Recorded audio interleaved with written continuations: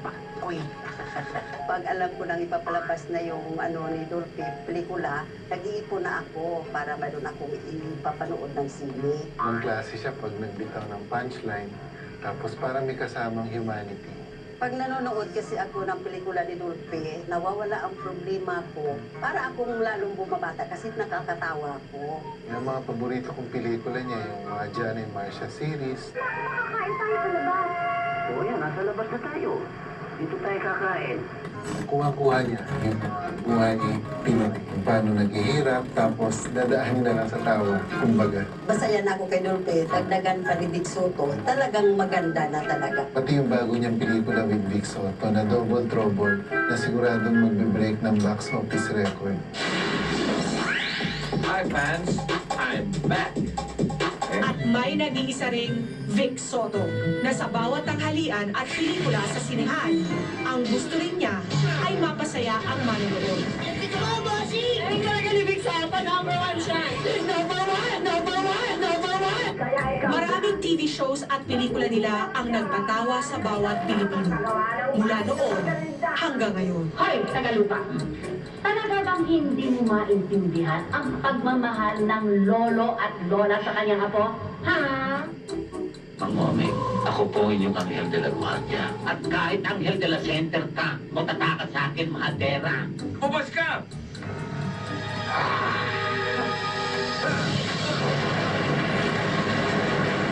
Sabi ko labas lang, hindi tira. Darna! Kunyut!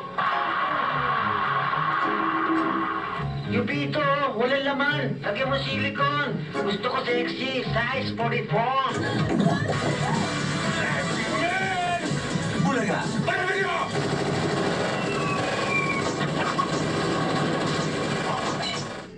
Dahil kay Dolphy, dahil kay Vic, tumawa ang Pilipino. Nakalimutan ang problema, gumaan ang buhay, sumaya, humalakha. At ngayong Agosto, kung ang Olympics every 4 years nagaganap, ngayong Agosto, ngayon lang ito magaganap. Dalawang hari ang magpapasaya sa atin. Double sa saya, double sa tawanan, double trouble. Are you ready to rumble? Sa isang pelikula, Dolphy and Vic Soto. Let's get ready to rumble! Eto na mga hari ng Double Trouble, Dolphy and Vic Soto!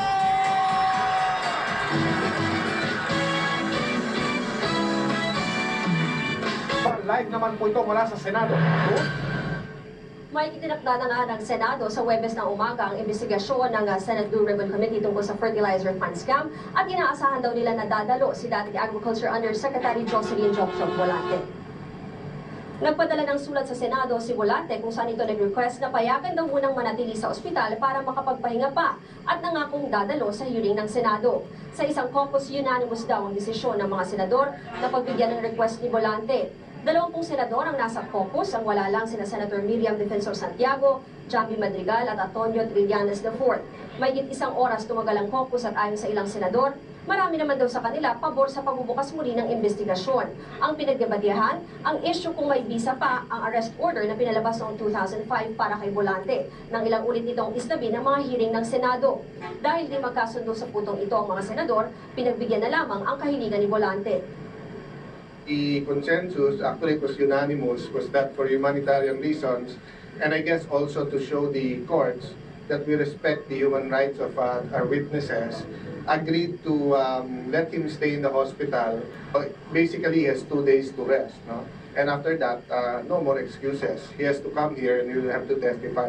Wala namang pagbo-broker dito. Yung mga senador naman ay buong loob na dapat humarap si Jokjok sa amin sa ngalan ng sambayanan at tatanungin namin sa kanya lahat ng mga gustong itanong sa kanya ng ating mga kababayan dito nga sa hearing na ito.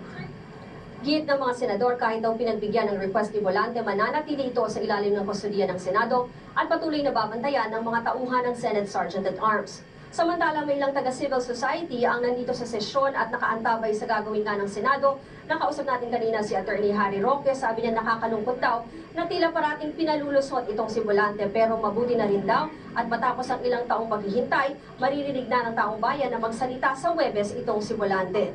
Mike, depende daw sa kalalabasan nga ng testimonya ni Volante sa Huwebes kung patuloy naman itong isasailalim pa sa kustodiya ng Senado. Mike? So walang nakalinawan kung pagkatapos niya tumistigo sa Huwebes, kung matutuloy, si Ginoong Volante ay babalik pa sa ospital, mananatili diyan sa Senado o kung ano man. Ruth?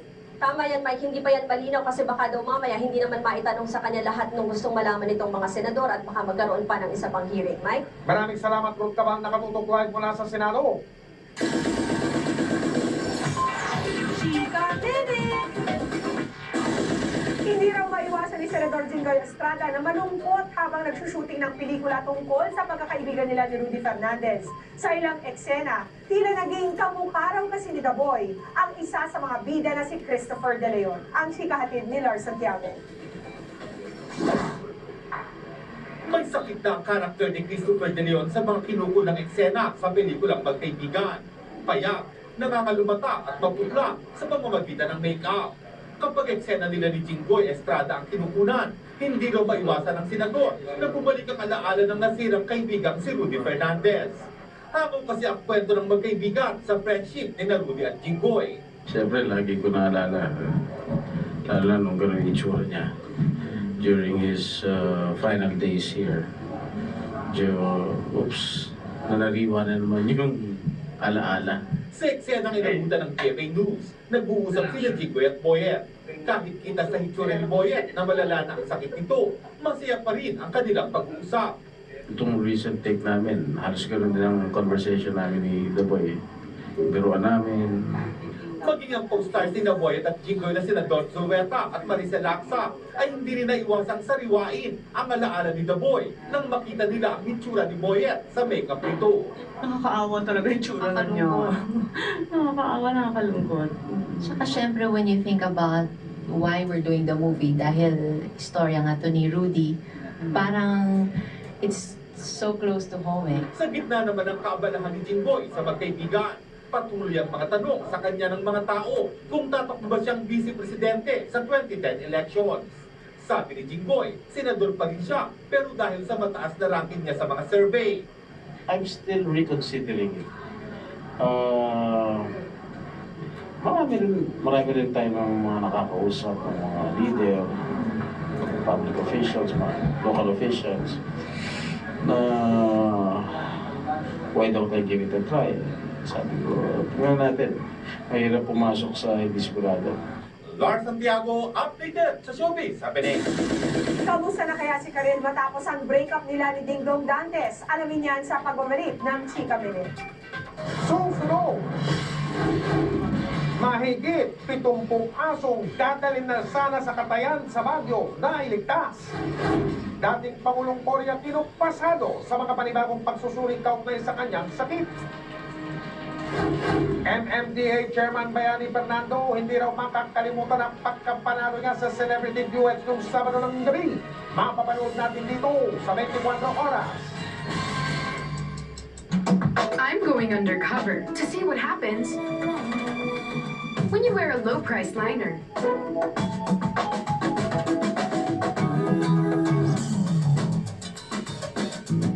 Nakakawapoys ba? Kasi it feels wet at naghihiwa-hiwalay. Pero siya, hindi wapoys. Wow, boys! Kasi she's using Carefree. May super sexy core na di naghihiwa-hiwalay. Unlike other liners, it's twice more absorbent. Hi! That's where I choose Carefree. It's worth it. Lagi akong wow, boys. Now in value packs. Araw-araw may mga neurons na humihina at nasisira. Ginagapan, mupulungan ang memorya upang maiwasan ang Memo Plus Gold. Puno mag-restore kung masigla ng signals between brain neurons. Para lagi sharp, lamang ang may good memory. Mango float, layer MY Sun Grahams, milk with cream, mongus, and crushed Grahams. Easy to ba? Sarap! Feeling expert ka sa dessert with MY Sun Grahams. May trangkaso si Ned. Paano ko kasyang gamot sa budget ko.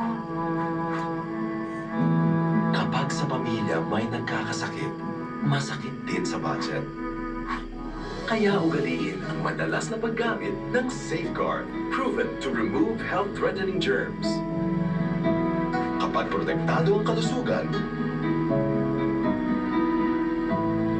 mas maluwag sa inyong budget. Safeguard. Real Coke tastes without sugar? Impossible, right? It's possible. Tastes like Coke. I don't believe in the impossible, babe. It's time you do, babe. Believe it. Coke Zero has real Coke taste, zero sugar. It is possible. Coke Zero. What is the world's #2 anti-dandruff shampoo?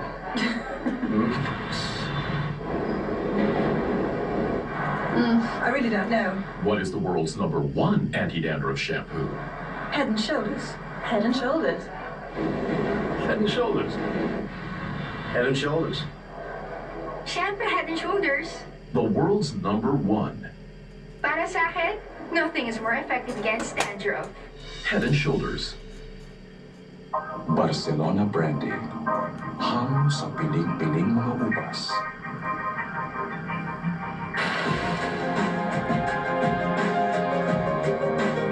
Nasapin ang sarap ng Barcelona Brandy. Hinubog sa tradisyong solera, sa tamis, sa aroma, kay sarap inumin. Suabe ang sarap. Suabe iyong hahanap-hanapin. It's difficult to keep your home smelling fresh all day. Glade Glass Scents offers an elegant solution. It keeps your home smelling fresh in a stylish way for up to 30 days. Glade Glass Scents. How refreshing. Palpak kay Lolo. I'm so sorry I'm late. It's alright. Proceed with your presentation. I'm sorry. Nakalimutan ko po yung presentation. Lola, I'm so disappointed with you. Tama ako. Bakal pa ka. Kasi babae ko. Kanino ba halong to? Kanino pa? Di sa Papa Facundo mo? Papalpak din kay Facundo. Punta ka dito mamaya para tayong dalawa lang. Good luck sa'yo. Sa GMA Dalamada.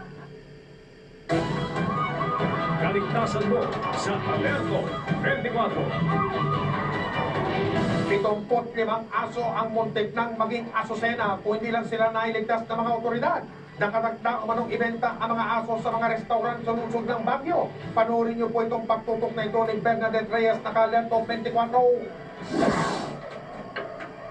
Bandang alas 10 ng gabi nang harangin ng mga dog lovers na ito ang van na minamaneho ni Enrique Palake sa EDSA Kamuning sa tulong ng Quezon City Police Anti-Carnapping Division. Sakay nito ang 75 aso na nasa pangangalaga na ngayon ng Philippine Society for the Prevention of Cruelty to Animals o PSPCA. Under surveillance na namin yung lugar na yan, nanggagaling sa Cavite, Batangas, Laguna, na merong magbibiyahe nga ng ganito kanya. Yun nga, nahuli namin at dinala namin dito para alagaan namin dito. Ayon sa PSPCA, dadalhin sana ang mga aso sa Baguio para ibenta muna sa mga restaurant doon, kung saan patok na putahe ang karne ng aso. Sa ilalim ng Republic Act 9482 o Anti-Rabies Act, mahigpit na ipinagbabawal ang pagbenta at pagbili ng karne ng aso. Bukod sa karasan sa aso ang paglako ng karne nito, may peligro rin sa kalusugan ng mga makakakain nito. Pag may rabies ang aso, naaaring nahahawa rin ang tao kapag kinain nila yun. Nailigtas man ang mga aso, may ilang namatay habang nasa sasakyan dahil na rin sa higpit na pagkakabusal sa kanila. Karamihan na namatay dito dahil sa suffocation kasi may tali sa muso at saka kulang ang hangin na pumasok dito sa loob. Si cramp sila rin, siksikan. Isa sa ilalim sa rehabilitation ng mga aso bago sila ipa-adopt sa mga interesadong pet lovers. Gagamutin namin yan, bibigyan ng bakuna, mga kapalang bakuna niyan. Pagkatapos pinapa-adapt nga namin yung pagka napakunahan na. Ngayon kung talagang medyo mahina na talaga, pinapatulog din namin. Bernadette Reyes, Naka-Alerto, 24. Kung po sa inyo dyan na mga interesadong mag-ampo ng aso, maaari po kayong makipag-ugnayan sa Philippine Society for the Prevention of Cruelty to Animals. Ito po ang kanilang telepono, 733-3947. Hekta-hektari ang taniman ng marijuana sa kabundukan ng mga lalawigan ng La Union at Benguet ang natuklasan at winasap ng mga otoridad si Alpi Tulaga ng GMA Dagupan. Naka-alerto 24.